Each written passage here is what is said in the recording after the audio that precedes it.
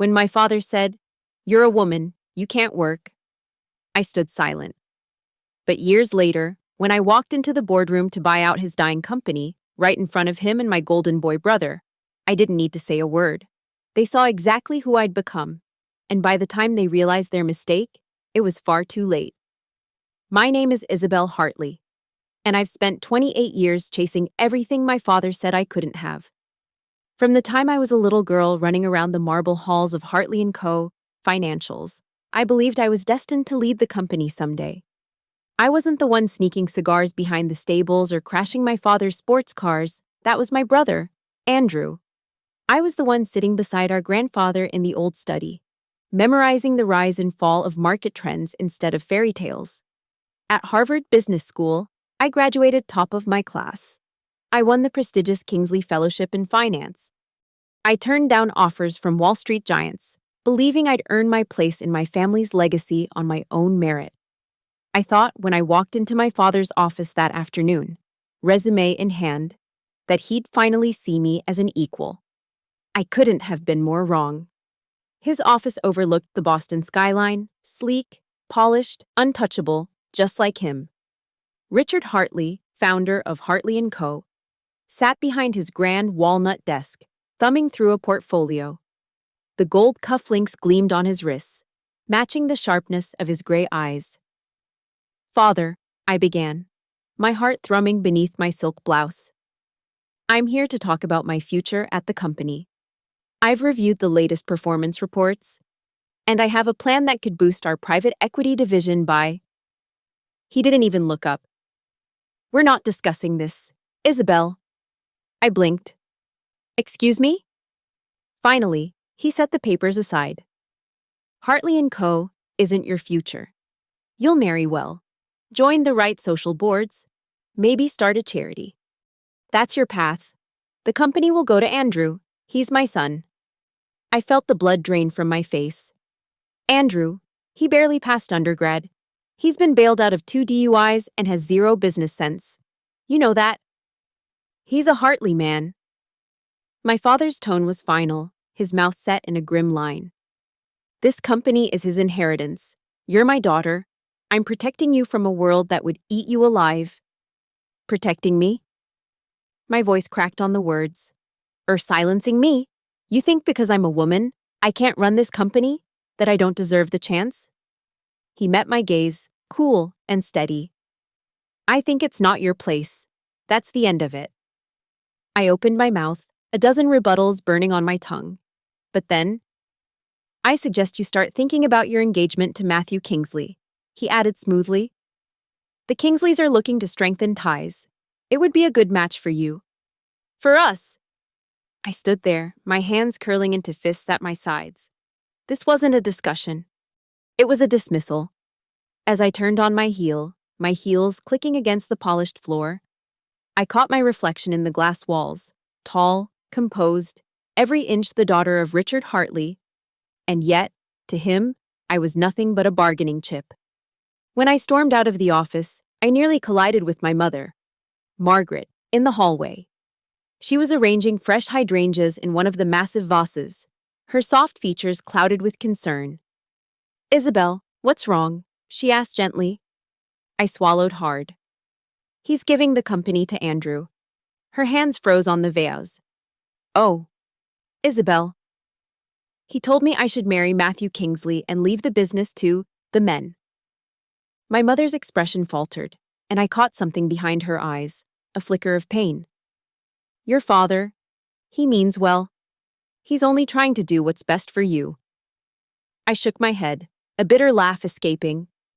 "You believed that too, didn't you?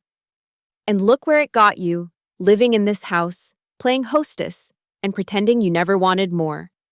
She reached for me, her hand trembling slightly. "I don't want to see you hurt." I stared at her for a long moment. My mother, who had once dreamed of running her own design firm, now reduced to arranging flowers in a gilded cage. "I'm not you, Mom," I whispered, "and I'm not going to let him decide my life." That night, I packed my bags. I folded away my diplomas, my awards, even my grandfather's old fountain pen. the one he gave me after I won my first student investment competition. I wasn't sure where I was going, but I knew it had to be somewhere my name and my gender didn't define my worth. I was snapping my suitcase shut when the door swung open. My mother stood there, her face pale, her voice soft. "Isabel, are you leaving?" Before I could answer, another shadow filled the doorway. Andrew, leaning against the frame with his usual arrogant smirk, arms folded across his designer hoodie. "Running off already," he sneered. "I guess Dad was right. You're not cut out for this." I met his eyes, unflinching. "At least I'm not hiding behind our father's name." He scoffed. "Whatever helps you sleep at night." Then came the low, even voice I'd known my whole life. "What is this?" My father stood behind them, arms crossed, eyes sharp as glass. I squared my shoulders. "I'm leaving. You made it clear I'm not wanted here or in this family's business." My father's lips tightened. "You're being ridiculous. This is your home." I met his gaze without blinking. "No. This is your empire, and I'm not one of your pieces to move around." Andrew snorted. "It's just a job. Isabel, you're making it a drama." I shot him a glare. "It's my life, Andrew. Something you've never fought for." My mother's voice trembled. "Please, Isabel, don't do this." But I'd already picked up my suitcase. "There's nothing left to say," I said quietly. And I walked out of the Hartley mansion for the last time. New York wasn't Boston. That was the first thing I realized when I stepped off the train at Penn Station with nothing but 2 suitcases and a resume that no longer opened gilded doors. The second thing I realized, nobody here cared about the Hartley name. For the first time in my life, I was just Isabel. No family legacy. No whispers of the Hartley girl. No invitations to exclusive charity galas I didn't want to attend. It was terrifying and liberating. I rented a 1-bedroom apartment in the East Village. It was barely bigger than the walk-in closet I'd had at the Hartley estate. The paint was peeling, the radiator hissed like a dying snake, and I shared a paper-thin wall with a saxophonist who seemed allergic to anything resembling a melody. But it was mine. I sent out dozens of resumes in my first week. No responses. The big firms I'd interned at during Harvard summers didn't return my calls. It was as if leaving Boston stripped me of every connection I'd built. On my 3rd week, I walked into the glass tower of Baxter & Rowe Investments, a boutique private equity firm with a reputation for taking chances on underdogs and startups on the brink of collapse. I didn't have an appointment. I wasn't even dressed for an interview, but I marched into the lobby, walked up to the front desk, and said, "I'm here to see Jonathan Rowe." The receptionist looked me up and down, unimpressed. "Do you have an appointment?" "No," I said, holding her gaze. "But I have an idea worth 7 figures, and I'm not leaving until he hears it." An hour later, Jonathan Rowe himself, a sharp-eyed man with the reputation of a corporate shark, walked out of the elevator, arms crossed. "You've got 5 minutes," he said. I made them count. I pitched a turnaround strategy for a struggling tech company I'd been analyzing since before I left Boston. I laid out growth projections, acquisition risks, and a timeline for profitability. Jonathan listened. When I finished, he didn't smile. He didn't shake my hand. He just said, "Be here at 8 tomorrow. You're starting as an analyst." It wasn't glamorous. It wasn't a corner office, but it was a start. The first 6 months at Baxter & Rowe nearly broke me. I worked 16-hour days, ate more takeout than I care to admit, and slept on a futon with springs that could puncture steel. My bosses barked orders. The senior associates didn't bother learning my name, and every mistake was magnified like a scarlet letter. But I learned. Fast. I learned how to dismantle a failing company's balance sheet in under an hour. I learned how to survive in a boardroom of predators who didn't care that I was the youngest or the only woman. And slowly, they started noticing. I closed my first deal in my 4th month, a mid-tier acquisition that netted the firm over $5 million. Jonathan sent me a 2-word email. "Good work." That night, I bought myself a cheap bottle of champagne and drank it alone in my tiny apartment, staring out the window at the glittering Manhattan skyline. I missed Boston more than I wanted to admit. I missed my mother's quiet, steady presence. I even missed Andrew's smug, ridiculous jokes. But every time I thought about going back, about giving in, I remembered my father's voice. It's not your place. I swore I'd never let him be right. 6 months turned into a year. I moved up to associate. I took lead on high-profile projects. Clients started asking for me by name. I got used to walking into rooms full of men twice my age and watching them blink when I tore apart their proposals with nothing but data and confidence. There were nights when I came home too exhausted to do anything but collapse on the couch. There were weekends I spent alone, nursing black coffee and thick contracts. And yet, despite the brutal hours, the relentless pressure, I felt more alive than I ever had back in Boston's glass mansion. Here, I wasn't a Hartley. I was Isabel Hartley, the woman who built her name from nothing. And even if the world didn't know it yet, I was just getting started. By my second year at Baxter & Rowe, the whispers started. At first, they called me the quiet assassin. The analyst who never raised her voice but dismantled multi-million-dollar deals with precision most of the senior partners didn't see coming. Then, they started giving me real cases. Jonathan Rowe summoned me into his office one rainy Thursday, his gaze cool beneath the sharp angles of his silver hair. "We've got a client teetering on the edge of bankruptcy," he said, tossing a folder onto the table between us. "Tech startup. Investors are ready to jump ship. I want you to fix it." I flipped open the file. Familiar numbers stared back at me. It was Novatech Dynamics, a software firm I'd quietly analyzed months before on my own time. I knew their financials better than they did.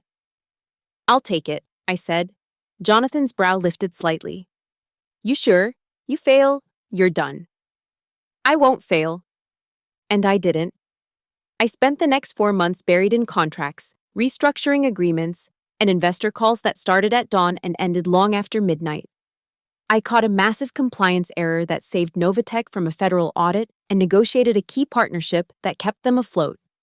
When the deal closed, Jonathan sent another 2-word message: "Well done."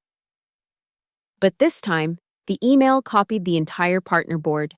I didn't just win the respect of my firm. I earned a reputation across Manhattan's investment world, Isabel Hartley, the strategist who could resurrect a dying company with a single deal. The invitations started coming after that. Panels, speaking engagements, private investor dinners where my name was whispered among power players I'd once thought untouchable. And yet, no matter how high I climbed, the nights felt quieter than I expected. I'd stare out at the city from my apartment, the Empire State Building glowing like a silent sentinel, and wonder if anyone in Boston knew or cared what I'd built. I never heard from my father. Not once. My mother called occasionally. Always short, hesitant conversations that danced around the only topic that mattered. Andrew? He never called. I didn't expect him to. But even in the silence, I carried their shadows, every deal, every victory. I could still hear my father's voice like a specter at my back. "It's not your place." That phrase became my silent fuel. By my 3rd year, I led some of Baxter & Rowe's biggest accounts. Jonathan started introducing me as our rising star in meetings. Partners treated me like an equal, most of the time. I learned how to navigate their subtle skepticism, how to undercut the patronizing smiles with a sharp comment delivered just when they thought they had me figured out.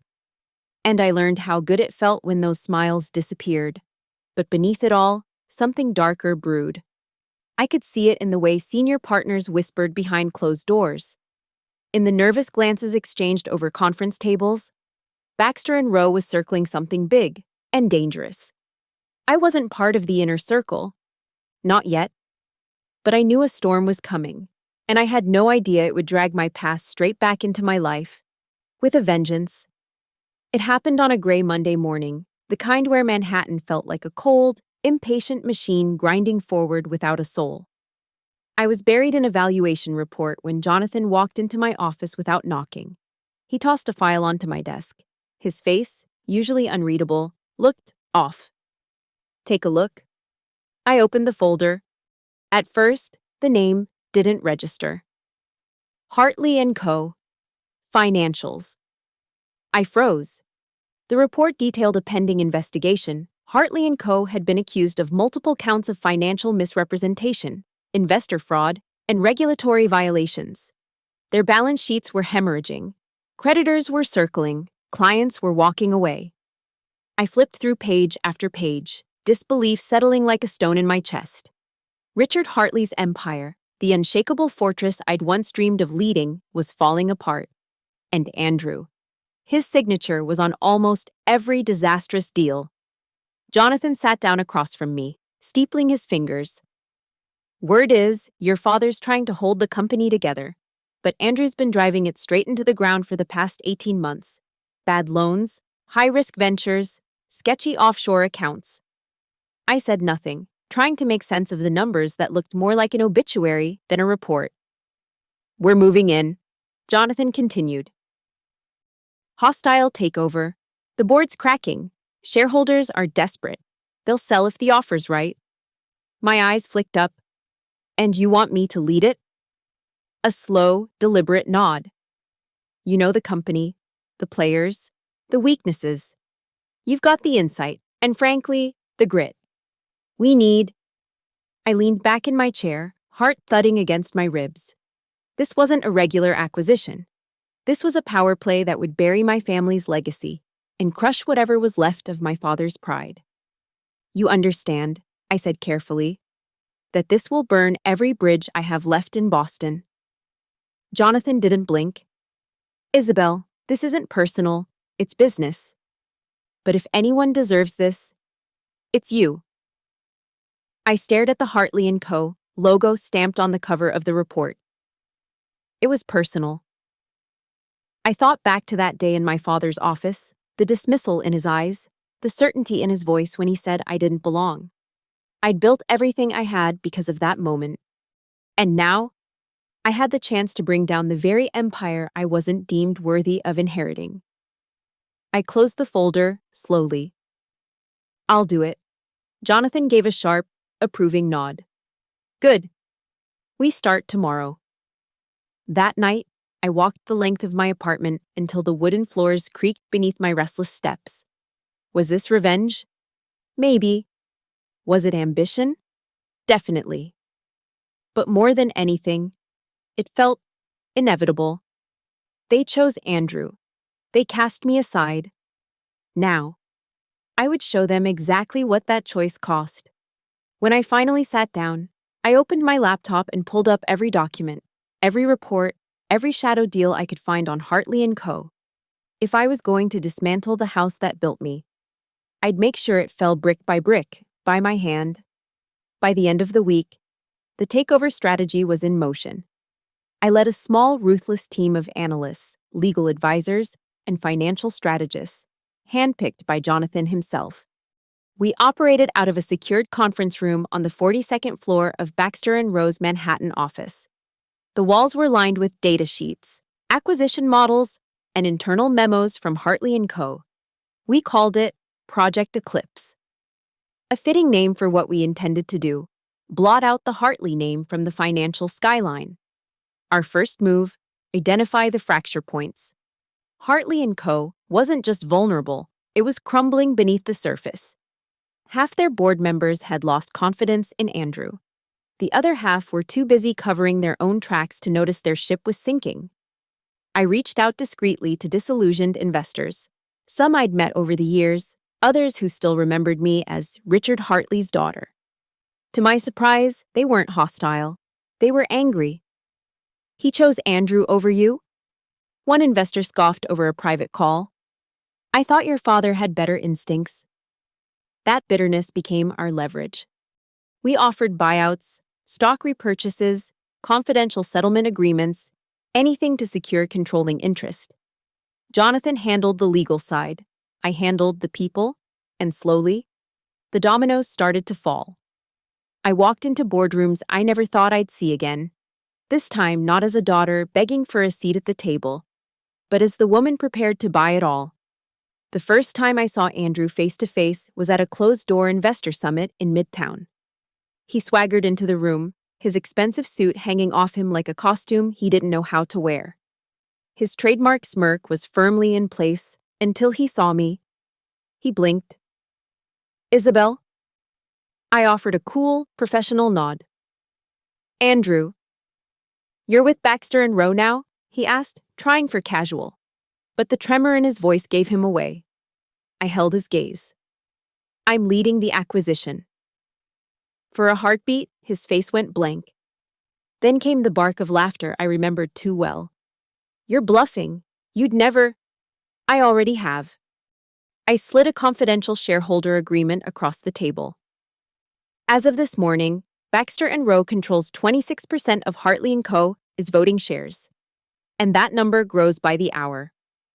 The color drained from his face. I leaned in, voice low and even.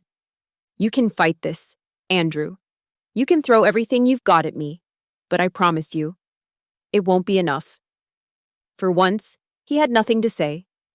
After that meeting, the fight turned ugly. Hartley & Co. launched legal countermeasures, accusing Baxter and Rowe of predatory practices. Andrew tried rallying the remaining board members to issue a poison pill strategy, a desperate move to block us. But every time they moved, I was already 3 steps ahead.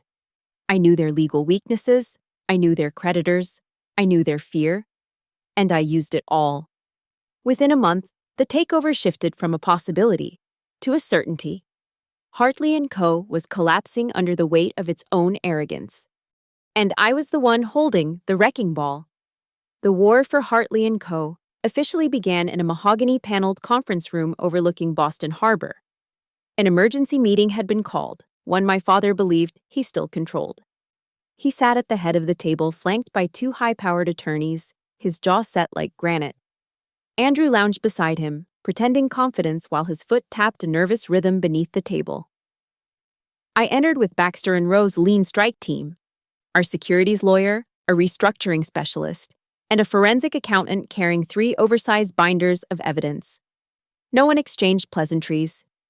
The air was too thick with unspoken history. "Miss Hartley," my father began, voice icy. "Your presence here is highly inappropriate.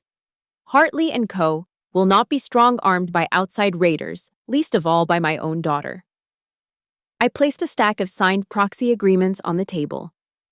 "Outside, I own more of this firm than anyone in this room except you.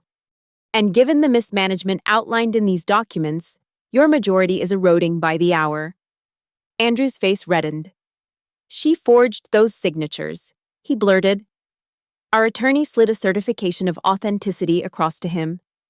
"Every signature has been verified. Any suggestion of fraud will be met with swift legal action." My father's lawyers objected, citing breach of fiduciary duty, predatory tactics, even familial malice. I countered each point with measured calm, referencing code, precedent, and the company's own bylaws. Bylaws I had memorized years ago while Andrew skipped summer internships. When the shouting subsided, I opened the first binder. "Let's discuss fiscal year anomalies." Page after page of questionable transfers, inflated asset valuations, and shell company loans projected onto the screen behind me. The board members shifted uneasily. Some wouldn't meet my eyes. My father's voice cut through the murmurs. "Explain to me, Isabel, why you're so eager to destroy what your grandfather built." "Destroy?" I met his gaze. "I'm trying to save it from the people who ran it like a casino." Andrew slammed his fist on the table. "You think you can do better? You left. You have no idea what pressure is like at the top." I almost laughed. I know exactly what pressure is. I've been carrying it without the cushion of this family's name. I switched slides, a timeline of Andrew's risk-laden ventures, each annotated with rising debt ratios. The graph looked like a heart monitor moments before death. A director cleared her throat. "Mr. Hartley, is this accurate?" My father's attorneys whispered frantically. but the numbers spoke louder than they could. He straightened, pride warring with dawning fear. Some figures may be exaggerated. Then let's audit them, I said, gesturing to our forensic expert. Silence. I moved to the final slide. Baxter and Rowe's acquisition plan, capital infusion, leadership overhaul, and a 3-year roadmap back to solvency. Hartley & Co. can survive, I concluded, but not under the current regime. We are prepared to assume control immediately upon shareholder approval. The directors whispered again, this time to one another, not to my father. He leaned forward, voice low. Do you really want the press to see you eviscerate your own blood? I held his stare. The press already sees a company on fire. I'm offering a fire hose. Jonathan Rowe stepped in then, crisp and unflappable. We've set the shareholder vote for 30 days.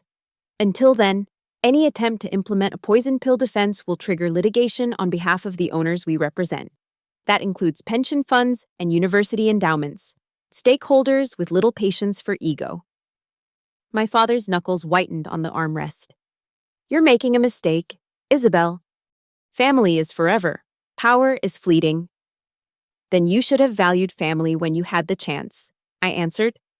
The next weeks were trench warfare conducted in skyscrapers and courtrooms. Andrew appeared on business channels declaring Baxter and Rowe vultures, only to be dismantled by analysts quoting his own quarterly losses.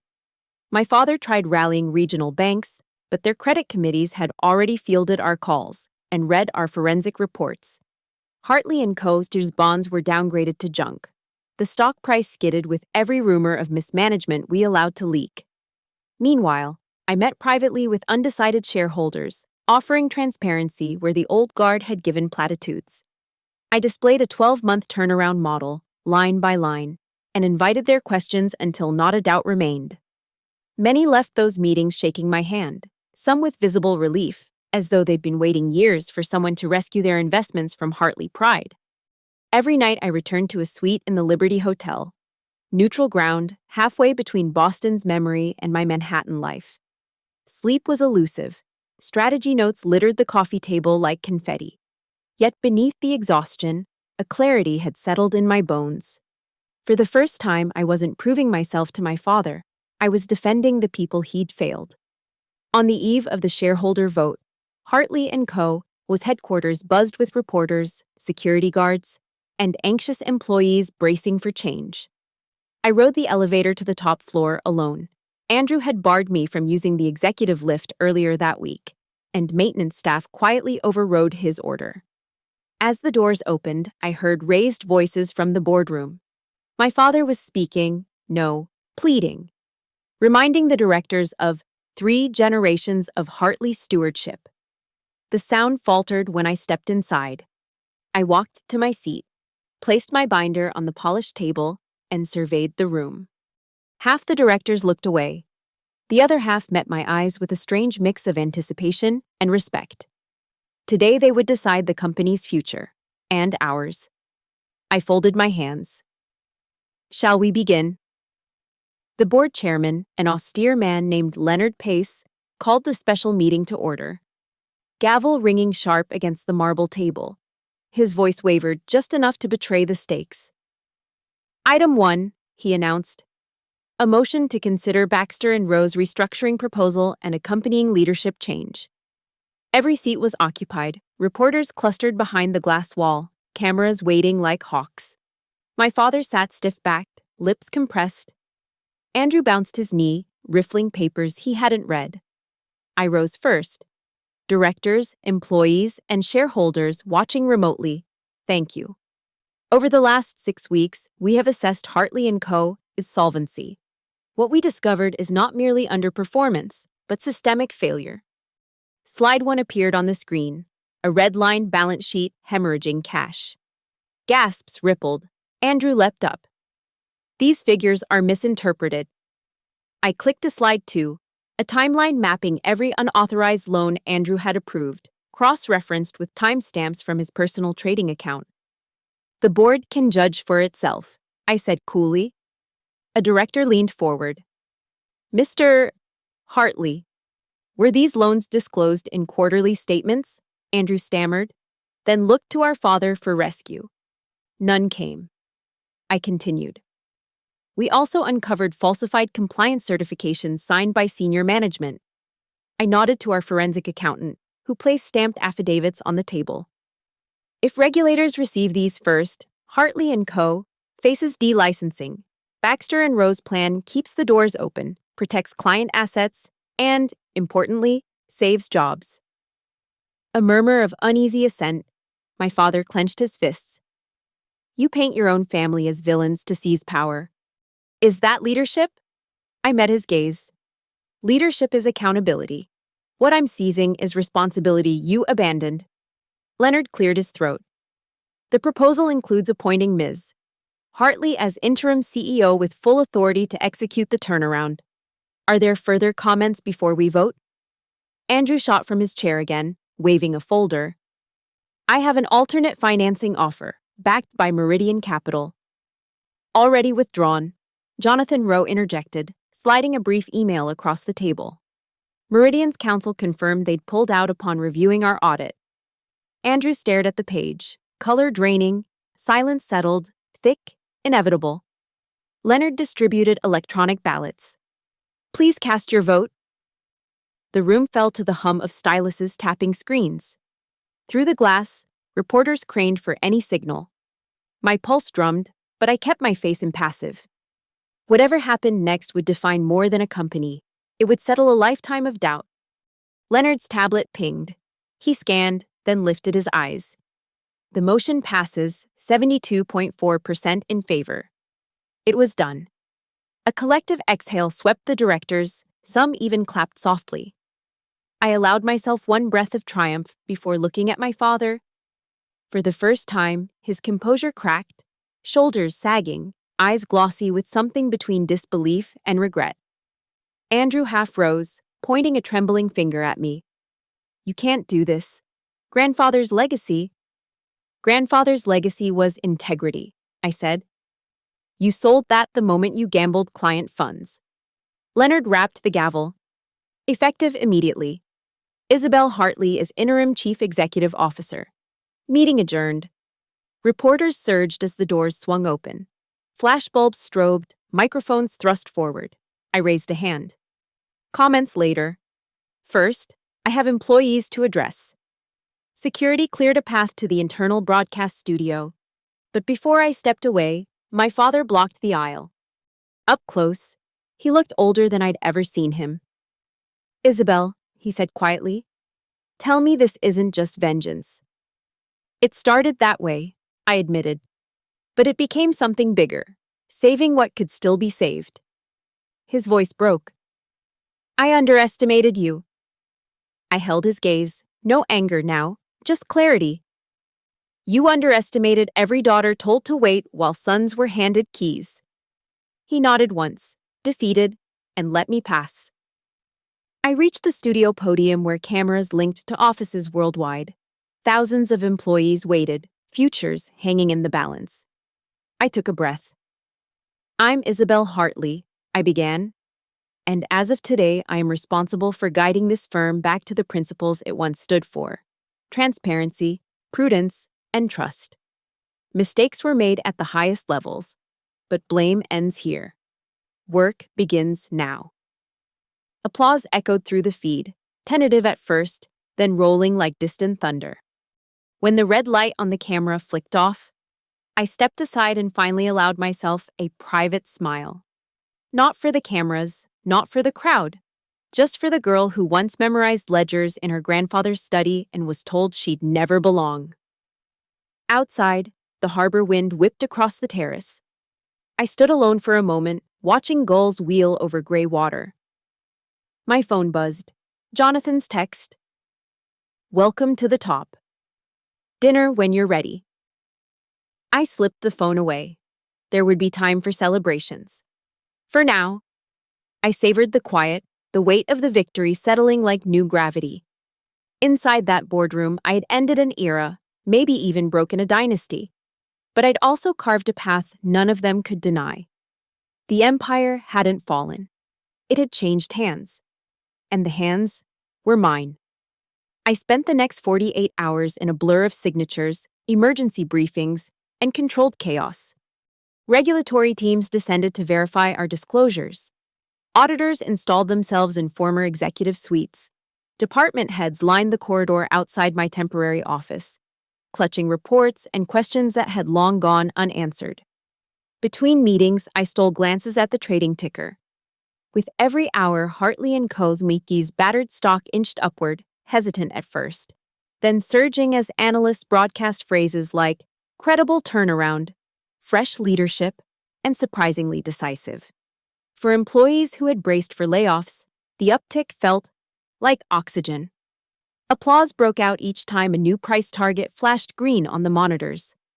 My first official act was to freeze all non-essential expenditures and open an anonymous portal for staff to report misconduct without fear. It was astonishing how quickly information poured in. Outdated software licenses billed twice. Executive expense accounts padded with private jet hours. Even a warehouse lease no one could justify. Each revelation made the path to solvency clearer. Cut what had festered. Invest in what still breathed. Andrew was nowhere to be found. A terse email from his attorney announced his resignation to pursue new opportunities. The board accepted it in 7 minutes. My father, meanwhile, remained in the building, confined to the chairmanship until the annual meeting could formalize changes. We spoke only once more, late one night when the corridors were empty. He stood outside the glass wall of my office, shoulders squared, tie loosened. "I have a driver waiting," he said. "They'll take me home." I nodded. "Take care of yourself." He hesitated, as if searching for a line that could bridge the canyon between us, then simply whispered, "Do better than I did." "I will," I replied. He pressed a hand against the glass, a gesture halfway between apology and farewell, then disappeared down the hall. The elevator chimed, and the doors closed on his reflection. That was the last I saw of Richard Hartley inside these walls. Morning broke over the harbor in a sweep of rose-gold light. I called a company-wide town hall live stream from the trading floor. No marble backdrops, no leather chairs, just the hum of servers and the smell of burnt coffee. Traders, analysts, mailroom clerks, interns in ill-fitting suits crowded onto every tier of the mezzanine. Thousands more tuned in online. 2 days ago, I began, voice amplified through ceiling speakers. Hartley & Co. was written off as a cautionary tale. Today we prove that legacy is earned, not inherited. We will run lean, we will run honest, and we will run together. If that excites you, stay. If it scares you, there's the exit, and no hard feelings. No one moved. Someone near the back started clapping. The sound spread forward like a wave until the floor vibrated beneath my feet. I felt tears sting but refused them space. There would be time for sentiment later. Right now, there was only work. By noon, we launched Operation Lighthouse, a public transparency dashboard updating key metrics: liquidity, debt reduction, client retention, in real time. The boldness stunned industry watchers. CNBC beamed our charts across living room screens. Financial blogs that had mocked us yesterday now hailed a textbook rehabilitation. Every positive headline fed investor confidence. Every employee who saw the numbers inch toward daylight straightened a little taller at their desk. After the markets closed, Jonathan Rowe called to debrief. His voice, usually clipped, carried a note of warmth. "You didn't just steady the ship," he said. "You turned it toward open sea." "We're not safe yet," I cautioned. "Not safe," he agreed, but finally sailing. The sun set, casting long shadows over the empty trading pits. I walked the silent aisles, fingertips gliding over keyboards still warm from the day's frenzy. Screens flickered with overnight data, but the room felt calm, as if the building itself was exhaling after years of tension. I paused at the massive window overlooking the harbor. Out on the dark water, a lone tugboat nudged a container vessel toward open water, its tiny light steady against the gloom. I saw my reflection layered over that image, tired eyes, hair falling from its twist, yet standing taller than I'd ever stood in my father's office. I thought of my grandfather's stories about rebuilding after the Depression, of my mother's quiet strength, of the little girl who'd memorized stock symbols for fun. This moment belonged to all of them, and to the employees who trusted me when they could have walked away. Tomorrow the grind would resume. More audits, negotiations with creditors, a press conference in New York. Eventually, the board would strip the word interim from my title or vote me out if I slipped. That uncertainty no longer frightened me. I had already survived the deepest cut, being told, "You can't." Everything after that was merely proof that I could. Behind me, the trading floor lights dimmed to night mode. I allowed myself a final breath of the salt-tinged air, then turned back to the vast machine, now humming under new command. Work remained, endless and intricate, but it was mine to do.